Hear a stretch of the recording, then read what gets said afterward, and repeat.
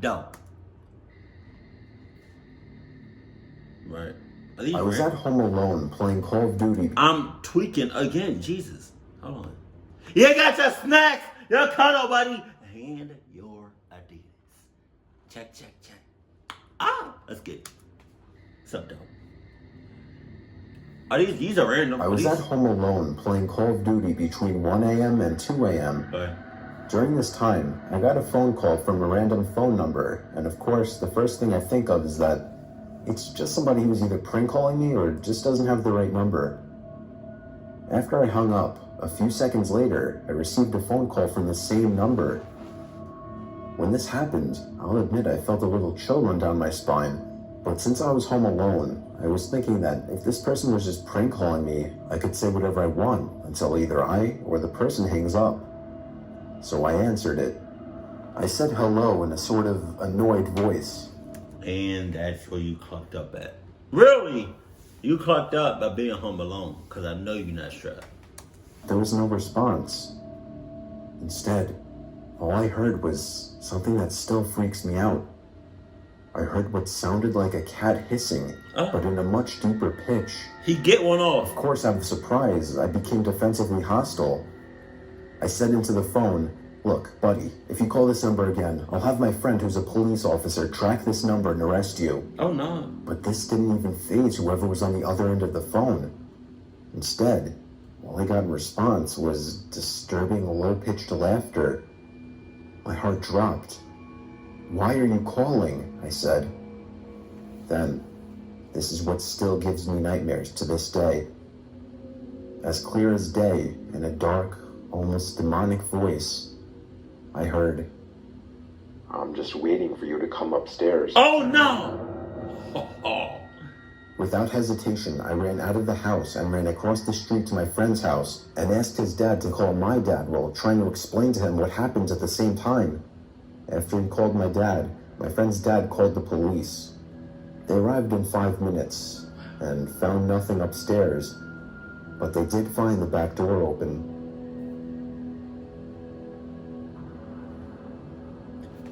Yeah, the cops can go ahead and just stay for the whole night. The whole night. That's all I'm saying. My dad used to be a paramedic, and after he retired, he remained good friends with a lot of people, one of them being my godmother, Sally. Sally owned a bunny farm and was very friendly.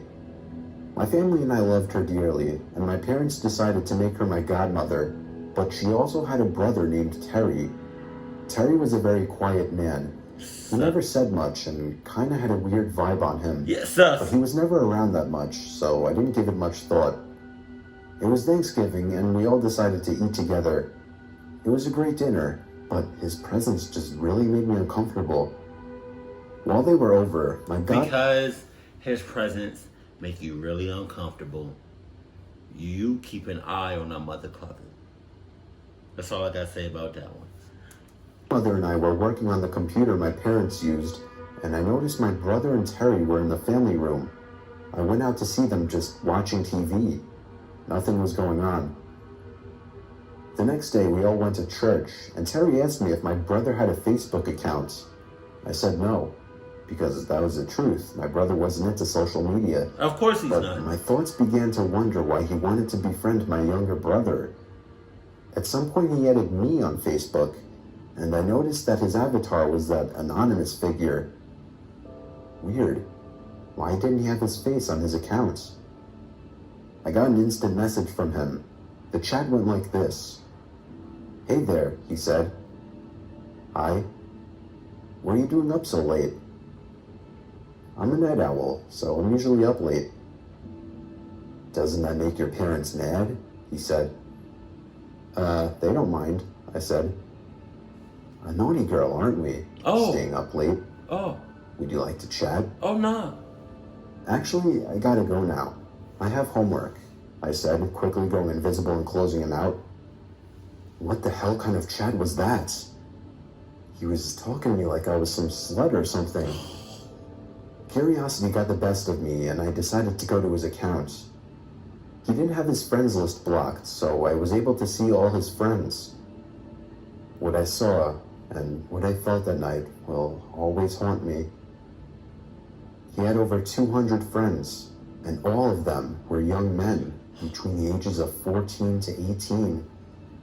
I was so sick as I saw some of the boys were shirtless in their boxers or worse. It's not the fact that he's into men that freaked me out. No, I wouldn't care if he was gay. But this man was targeting young men. Terry was in his 40s. God He damn! wanted to know if my brother had a Facebook account.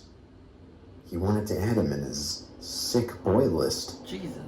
I was shaking as I realized what kind of man this was. I loved my godmother, but this was just sick. I told my parents and reported his account. My dad was shocked, but he also wasn't too surprised, because apparently Terry was reported for selling drugs to kids and touching them on the news one day. I found out the case was dropped because the boys said they were lying. But now I wonder. Amen. Amen, for real. Because he's like that, you need to check your godmother, for real, if you haven't already. Like, I know she knows something. Are they really lying? Since then, we stopped talking to my godmother and her sick brother. Yeah, thank His God. Facebook account was taken down, but I know he's still out there targeting young men.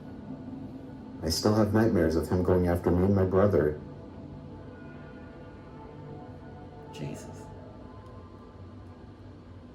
My parents recently bought a cabin in the woods. Oh my God. Oh my God. Oh my God. Ends up there. My little sister would always go with them, so I spent a lot of time home alone over the weekends. Jesus. One evening, I was bored out of my mind, so I plopped my butt down and played some Legend of Zelda. Now, over the years of living in this house, I developed some kind of natural reaction. Every now and again, whenever my parents needed me, they would call me from the top of the stairs. And for the record, my room was in the basement. Then I would pause the game or stop what I was doing and walk to the stairs and ask them what they needed. And it happened very often. So often, I keep an ear out for the faintest sound coming from upstairs. This one particular night, as I was playing Zelda, I heard someone call my name from upstairs. Brandon? With this natural instinct kicking in, I got up and walked toward the stairs. It wasn't until I was about halfway to the stairs did I remember that my parents were not home. Maybe my mind was playing tricks on me or something. I returned back to the land of Hyrule until I heard my name called again. What you should have did, call the cops. Cops. I know for a fact that my parents, I know for a fact that I'm home alone, right? And I just heard somebody call my name. So if y'all can just send, just a few cops, 20 cop cars, that'd be great. Thank you. Brandon? This time, it was louder, and the voice wasn't my father's. In fact, it wasn't anyone from my family's voice. Maybe a neighbor's? But I know my neighbors well, and I didn't recognize the voice. I bolted upstairs to investigate, shouting for a response. What do I say? One of the things I say is, if you're going to investigate, you're going to get clucked up. Don't go check it out. Don't go investigate. Don't go wander off. Because you will get clucked up more often than not. I got none. I looked out the window in our dining room area that gave me a good view of our streets. I live in a house at the far end of the cul-de-sac, so we can see every house on the streets.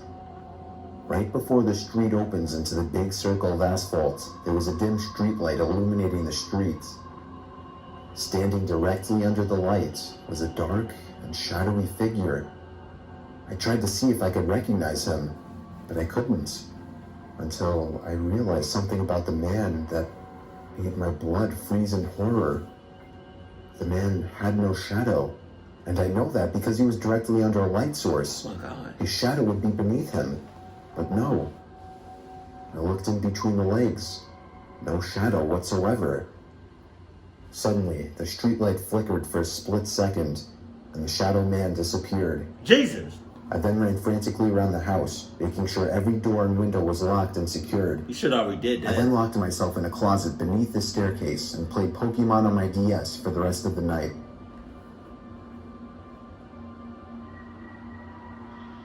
Whenever you're home alone, whenever you're home alone, whenever you're home alone, whenever you're home alone, whenever you're home alone, whenever you're home alone, whenever you're home alone, whenever you're home alone, you gotta make sure that you lock everything. And everything that can be locked should be locked. And double lock it, triple lock it, single lock it, double lock it. Ooh, ooh, ooh. Oh, that was fire. I'm not gonna go hold you. That was fire. Hey. Deadass, you gotta make sure you lock everything when you're home alone. Especially if you're like a kid. I don't really know like the age that you should be left home alone. But even then, like, no matter what age you are, if you're home alone, you should off bucks lock everything. That should just be like, you know, instant on yeah. I like that. I like what I just sang. Whenever you're home alone, whenever you're home alone, whenever you're home alone, whenever you're home alone, whenever you're home alone, whenever you're home alone, whenever you're home alone, whenever you're home alone, you gotta make sure you lock everything in a big ass house. You gotta make sure that everything that can be locked will be locked. You gotta double lock it, triple lock it, crooked lock it, crooked lock it. You gotta lock the basement. You gotta lock the attic. Oh, wow. That was clean. I might make that into a song too. See? Something. I like that. Whenever you're home alone, whenever you're home alone, whenever you're home alone, whenever you're home alone, whenever you're home alone, whenever you're home alone, you gotta make sure that you lock everything in a big ass house, in a big ass house. Gotta double lock it, triple lock it. Oh, you got double lock it, triple lock it, quadruple lock it. You gotta make sure you lock it, double lock it, triple lock it, double lock it, triple lock it, double. Hey, okay, I'm done. Keep it cold, keep it classy, and I love you. Stay happy, my family.